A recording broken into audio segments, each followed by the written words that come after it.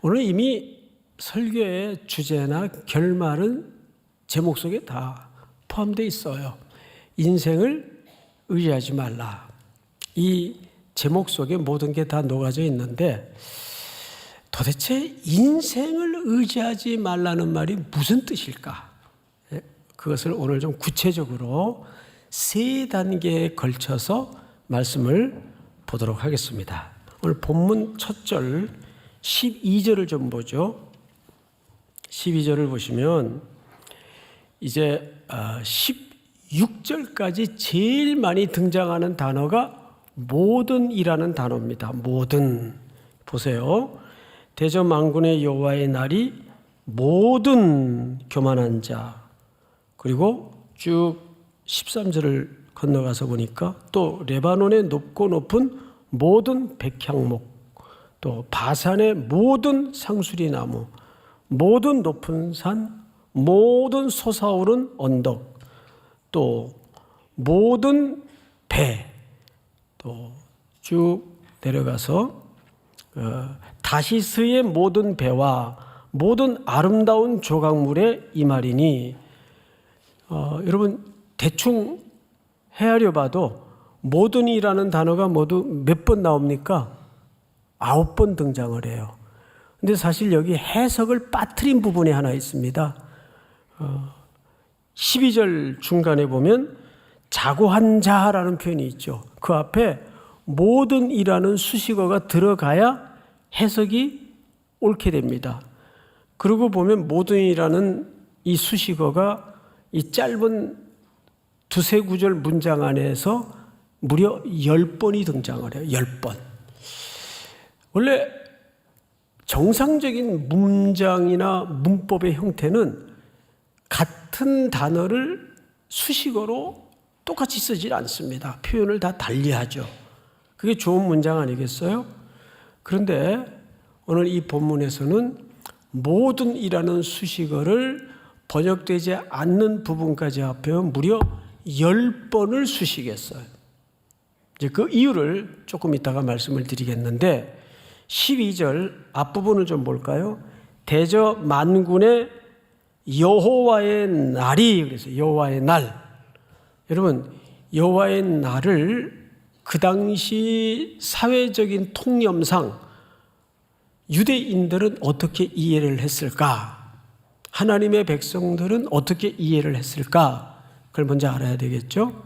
여호와의 날이라고 표현될 때는 반드시 그동안 눈물 졌던 시간들, 아팠던 힘겨운 세월들, 억울했던 모든 삶의 내용들이 전부 뒤집어지면서 하나님이 보상해 주는 날입니다. 그래서 이 날을 당시 하나님의 백성들은 구원의 날로 이해를 했어요. 그 날을 뭐라고 여기 표현했는가 하면 여호와의 날이라고 표현을 했습니다. 자, 그런데 그 앞에 수식어가 하나 있어요. 만군의 여호와의 날입니다. 그러면 이 만군이라는 표현은 어떤 군사적 개념이에요. 누구와 뭐 때문에 싸우시겠다는 하나님의 의지가 이 속에 담아져 있습니다. 그래서 여호와의 날 하면 이중적으로 해석이 돼요. 하나님의 때를 올곧게 기다려냈던 하나님의 백성들에게는 보상의 날이 되고 구원의 날이 돼요. 그런데 하나님을 무슨 이유이든 떠나 있었던 사람들에게는 유대인들이라도 그날은 응징의 날이 되고 심판의 날이 됩니다. 그런데 여기에 만군의라는 표현으로 봐서 이 날은 누구인가 무시무시한 심판의 날로 설명이 되는 거예요. 그럼 누구에게 봤더니 자, 그 대상이 바로 나오죠.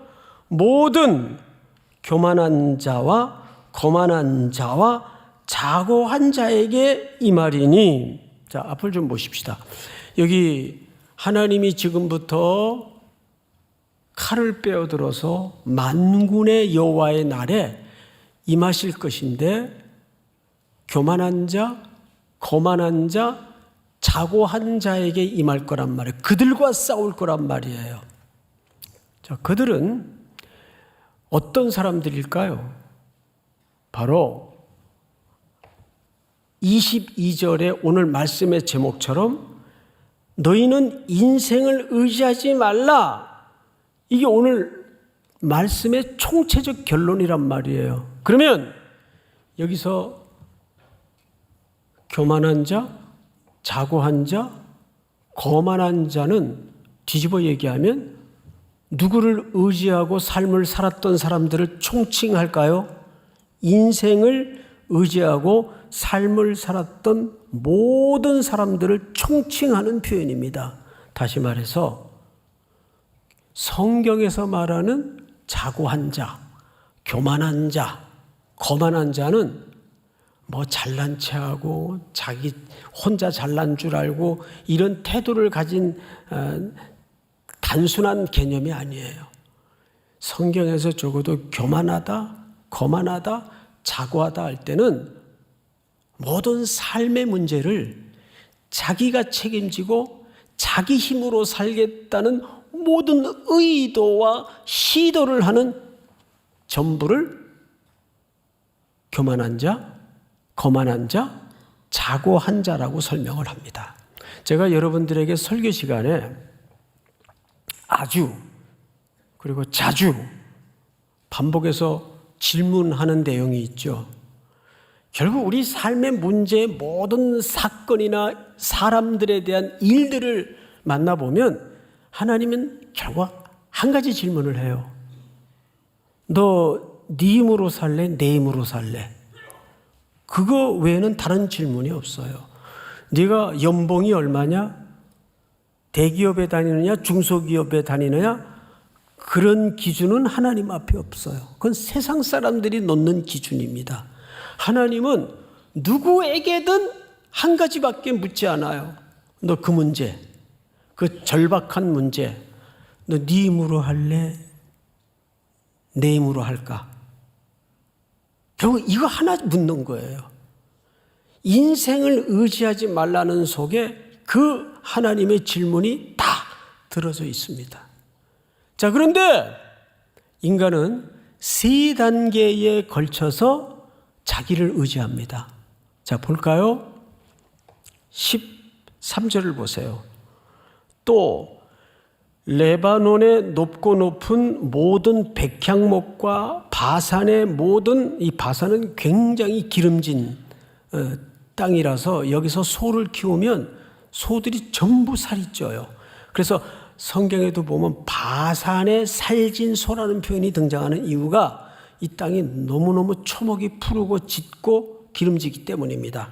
그래서 바산의 모든 상수리 나무와 모든 높은 산과 모든 솟아오른 작은 언덕과, 자, 여러분, 여기까지 열거된 솟아오른 언덕, 높은 산, 바산의 그 기름진 땅에서 자란 쭉쭉 곧게 뻗은 상수리 나무, 그 다음에 레바논에 높이 자란 백향목. 저희 레바논에 가서 그 백향목 숲에 공항 가다가 잠깐 들어가서 봤는데, 백향목 나무의 몇 가지 특징은 그 나무 둥지 하나, 그 기둥 하나가 무슨 성전의 기둥 같아요. 그래서 솔로몬이 성전을 지을 때 그 레바논에서 백향목 나무를 전부 잘라가지고 지중해 바다로 요빠 항구까지 실어 날랐죠. 뗏목으로 묶어서. 그 정도로 쭉쭉 곧아요. 그 기상이 하늘을 찌른다 그러죠. 근데 신기한 게 제가 그걸 찍어왔는데 그 백향목의 열매는 전부 방향이 위로, 이렇게 위로 올라가 있습니다. 방향 자체가 하늘을 향해 있어요. 그래서 이 백향목이라는 나무가 굉장히 그 신비스럽습니다. 근데 그 높이가 어마어마해요. 그 숲에 들어가서 한번 이렇게 정상까지 길을 걸어봤는데요. 그 기상이 대단합니다. 자, 그러면 레바논의 그 높게 자란 높은 백향목, 또 바산에 쭉쭉 뻗은 상수리 나무, 높은 산, 그리고 높은 언덕. 이것은 전부 사람이 만든 겁니까? 하나님이 창조하신 자연물입니까? 자연물이죠. 그런데 자연물이라는 것은 선일까요? 악일까요? 자연물이라는 것은 선도 악도 아닙니다. 그러니까 중립적인 존재예요.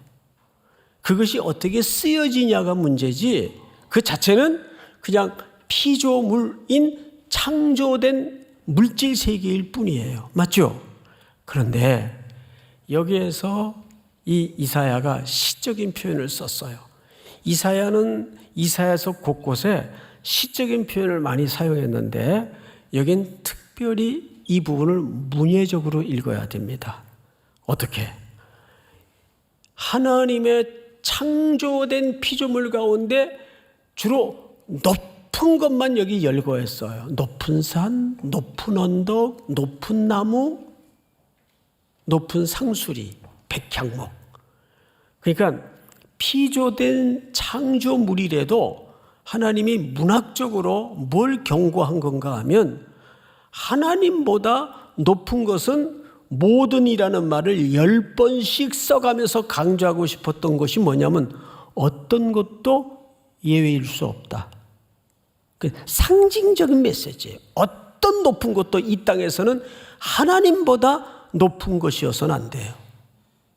저 서초동에 가면 우리나라 그 권위의 상징적인 정부 기관이 하나 있죠. 어디죠? 대법원이에요. 근데 그 대법원이 그 카톨릭 성모병원에서 이렇게 언덕을 조금 올라가면 언덕 위에 대법원 건물이 위용을 자랑하면서 서 있어요.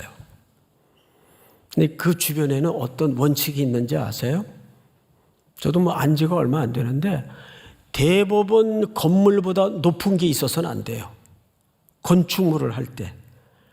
그래서 그 얼마 전에 어느 교회가 설계를 했는데 그 대법원 건물보다 높이 설계를 해가지고 좀 이야기거리가 되었던 적이 있어요.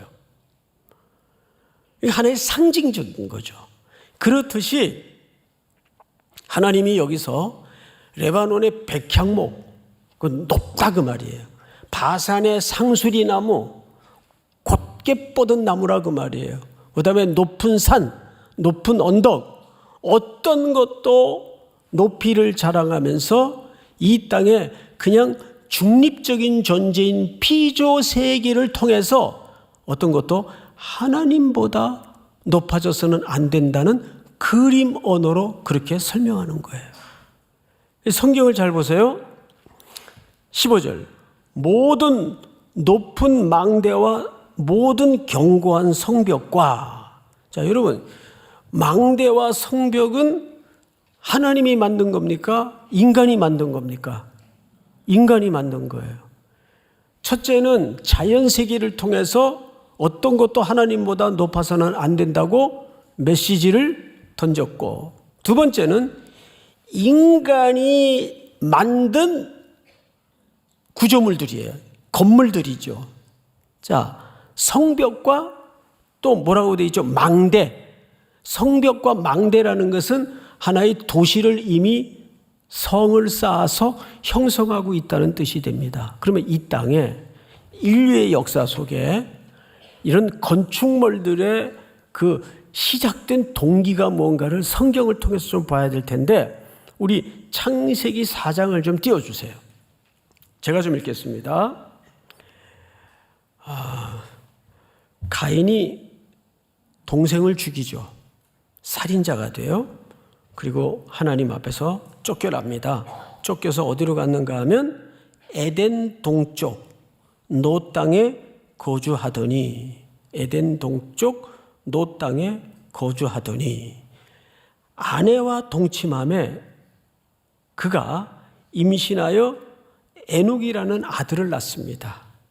아들을 낳은지라 가인이 뭐를 쌓았다고 돼 있어요?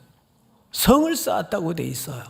자, 왜 성을 쌓았을까? 이걸 여러분들이 좀 이해하셔야 될 텐데, 그리고 그 성 이름을 누구 이름을 붙였어요? 아들 이름을 붙였어요. 에녹성이 됩니다. 이것은 인간의 본질적 심리를 좀 아셔야 돼요. 성을 쌓기 시작한 시점이 아들을 낳고서부터예요. 자, 아버지로서, 인간으로서 당연한 원초적 본능이 뭐냐 하면 후손을 번식하고자 하는 욕구가 인간은 누구나 있어요.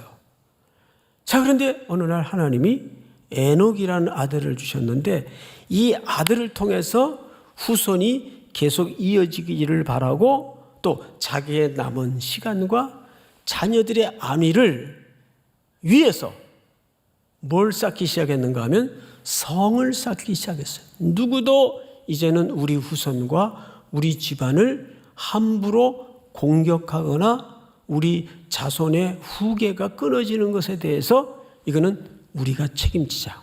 우리가 보호를 하자. 그래서 뭘 쌓았다고요? 성을 쌓아요. 남자들도 마찬가지예요. 뭐 남자뿐이겠습니까? 사람은 똑같아요. 자기가 싱글로 있을 때는 별로 삶의 문제와 인생에 대해서 별로 책임이 그렇게 그 감각이 없어요. 그러다가 이제 딴딴따단 결혼을 하고 한 몸을 이루어서 자녀가 턱 생기면 갑자기 우선 남자들은 뭐가 밀려와요? 현실적인 책임감이 밀려와요. 그건 여성들도 더 오히려 어떤 의미에서는 강력한 본능이 일어날 겁니다. 우리 애들을 잘 키워야지. 우리 가정을 잘 보여야지. 남자들은 밖에 나가서 열심히 뛰고 봅니다. 말하자면 그런 어떤 원초적 본능이에요. 근데 그거를 가인은 뭘 시도했어요? 성을 쌓는 걸로 시도를 했어요. 우리가 이 일을 보호하자. 우리 집안이 더 이상 어떤 것에도 침해를 당하거나 계대가 끊어진 일이 벌어져서는 안 된다. 성을 쌓기 시작했어요. 그런데 인간의 패역을 하나님이 두고 볼 수가 없어서 이 땅에 홍수를 내립니다. 심판이 임하죠. 창세기 11장을 보세요. 또 말하되 자 성읍과 탑을 건설하여, 이제 홍수 이후입니다. 이제 남겨진 인류가 씨를 퍼뜨리면서 또 말하되 자 성읍과 탑을 건설하여 그 탑 꼭대기를 하늘에 닿게 하여 우리 이름을 내고, 이 첫 번째 동기에 우리 이름을 내고, 그러니까 우리의 이 혈통이 끊어지는 것을 막고자 하는 의도입니다. 우리 이름을 내고 온 지면에 흩어짐을 면하자 하였더니, 이것이 바벨탑을 쌓기 시작한 건설의 중요한 동기입니다. 하나님이 이 일을 보시려고 내려오셔서 그 실체를 확인하시고 제일 먼저 가한 하나님의 징벌이 뭐였습니까? 언어를 혼잡케 했습니다. 그때까지는 구음이 하나 이어서 인류가 한 언어를 사용했어요. 우리가 그렇게 영어 배우려고 엄청 돈을 쏟아붓지 않아도 됐을 뻔했는데, 이런 인간의 오만하고 교만한 의도를 담은 시도를 통해서 하나님이 첫 번째 언어를 흩어버렸습니다. 김씨, 그 망치 좀 갖다 줘. 그런데 톱 가지고 오고, 그냥 공사가 되겠어요? 언어가 달라졌는데. 그래서 이 땅에 최초로 교회가 설립될 때 오순절 마가의 다락방에서 사도들이 설교를 할 때 무슨 기적이 나타났습니까? 히브리 말로 설교를 하는데 놀랍게도 각자 태어난 나라의 언어로 알아듣는 통변의 역사가 나타났어요. 그것이 교회가 이 땅에 설립될 때에, 창립될 때의 최초의 기적이에요. 소통의 역사가 이루어진 겁니다. 그러니까 이 인류는 하나님의 교회를 통해서 새로운 사회를 만드는 것이 하나님의 궁극적인 목적이라는 것을 놓쳐서는 안 돼요. 그만큼 이 땅에는 교회가 중요합니다. 많은 문제가 있지만 그럼에도 불구하고 이 사회는, 이 세상은 하나님이 교회를 통해서, 여러분들을 통해 새로운 땅, 새로운 나라를, 새로운 세상을 도래하기를 꿈꾸시는 겁니다. 그래서 교회는 하나님의 꿈이에요. 교회는 하나님의 비전입니다. 믿습니까? 자, 여기에서 창세기 11장을 다시 띄워주시면 이렇게 되어 있죠. 여호와께서 사람들이 건설하는 그 성읍과 탑을 보려고 내려오셨더라. 그러니까 우리 오늘 본문을 보면 15절을 다시 보세요. 모든 높은 망대와 모든 견고한 성벽과, 이것이 인류가 자기들의 인생을 자기들이 책임져 보겠다는 두 번째 단계의 그들의 인생의 기반이었고 기초였습니다. 이 본질에서 비껴서 있을 인류가 없어요. 누구나 똑같아요. 그럼 세 번째 단계를 보십시다. 자, 몇 절을 보시냐면 16절을 보세요. 다시스의 모든 배. 자, 여러분, 다시스 항구는 최고의 항구입니다. 세계 모든 상선 배들이 일로 다 몰려서 장사를 하고 무역을 합니다. 그래서 사람들이 돈을 벌려면 이 다시스 항구로 배를 끌고 와서 거래를 했어요. 그래서 그 당시에 비싼 옷감, 특별히 금, 은들을 모아서 벌어서 자기들의 남은 시간들에 대해서 든든한 보험으로 돈벌이에 급급했습니다. 그래서 모으고 쌓고 자기들의 인생에 대해서 이것만이 우리 인생을 지켜주리라고 생각을 했어요. 자, 그런데 하나님이 그렇게 자기들의 인생을 자기들이 책임지겠다는 모든 이 3단계의 시도를 어떻게 규정하셨나요? 자, 17절을 보세요. 그날에, 여호와의 날이 되겠죠. 그날에 자고한 자는 굴복되며 교만한 자는 낮아지고 여호와께서 홀로 높임을 받으실 것이요, 우상들은 여전히 온전히 없어질 것이며 사람들이 아멸과 토굴로 들어가서, 그렇게 그러한 것들을 의지했던 사람들이 아멸 토굴은 가장 낮은 곳으로, 땅 지하 아니에요. 가장 낮은 곳으로 던져지게 될 것이다, 그 말이에요. 근데 글로 도망가면서도 자기들이 붙들고 의지하고 살았던 우상단지들, 금은들을 가지고 들어가요. 어떤 일이 벌어질까요? 20절. 사람이 자기를 위하여 경배하려고 만들었던 은 우상과 금 우상을 그날에 두더지와 박쥐에게 던지고 암혈과 험악한 바위 틈에 들어가서 여호와께서 땅을 진동시키려고 일어나실 때 그의 위엄과 그 광대하심의 영광을 피하리라. 22절 다 같이 시작. 너희는 인생을 의지하지 말라. 그의 호흡은 코에 있나니 셈할 가치가 어디 있느냐. 자, 여러분, 그렇게 3단계에 걸쳐 자기네들이 이것들이 나에게 복을 줄 것이라고 만들고 섬겼던 금은들을 어디까지 끌고 도망을 가냐 하면 여호와의 날에 그 영광을 피하기 위해서 아멸과 톡을까지 끌고 들어가 그 부정한 짐승의 상징인 박쥐들에게 그 우상들을 던져요. 부정한 것을 부정한 것에 던지는 일들이 일어납니다. 그러면서 오늘 본문의 결말이 뭐냐면 22절 잘 보세요. 너희는 인생을 의지하지 말라. 그런데 그 뒤에 하반부 구절을 잘 보십시오. 그의 호흡은, 그 생명은 어디에 있다는 얘기예요? 코에 있다. 자, 앞을 보십시오. 이 말이 어디서 유래된 말인가 하면 창세기 2장 7절을 볼까요? 띄워주세요. 한번 같이 읽읍시다. 시작. 여호와 하나님이 땅의 흙으로 사람을 지으시고 생기를 그 코에 불어넣으시니 사람이 생명이 되니라. 자, 원래 우리를 하나님이 만드실 때 우리의 본질이 뭐예요? 흙덩이예요. 흙덩이. 흙으로 만들었어요. 근데 만들었지만 여전히 흙이에요. 근데 그 코에 하나님의 생기를 후 하고 집어넣자 우리가 하나님의 형상으로 빚어진 사람이 된 거예요. 이게 우리 본질입니다. 그래서 그 영이 떠나가시면 우리는 그냥 흙덩어리에 불과해요. 여러분, 사람 코에 호흡이 딱 떨어지면 금방 색깔이 변하는 거 아시죠? 그냥 바로 흙으로 부스러집니다.